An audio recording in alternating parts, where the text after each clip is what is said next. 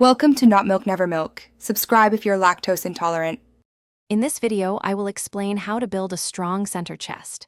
To effectively target this area, you need to incorporate specific exercises that emphasize adduction, meaning bringing your arms across your body.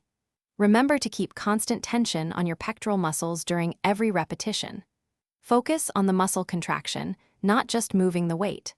Proper form is crucial to maximize engagement and prevent injury, so choose a weight that allows for controlled movements. Let's dive into some highly effective exercises for your center chest.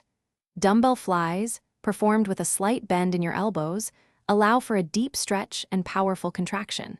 Cable crossovers are fantastic because they maintain tension throughout the entire range of motion, especially when you cross your hands at the peak. The pec deck machine offers a stable environment to really squeeze and isolate those inner pectoral fibers. To truly optimize your center chest development, aim for 3 to 4 sets of 10 to 15 repetitions for each exercise. At the peak of each movement, hold that contraction for 1 to 2 seconds to maximize muscle activation.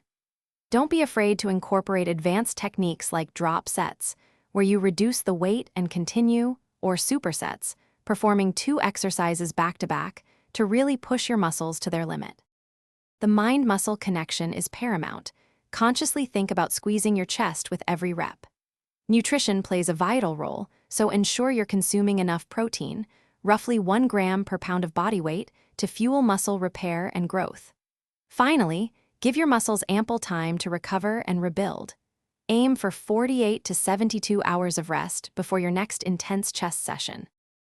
Thanks for watching. If this was helpful, leave a like and consider subscribing. See you next time.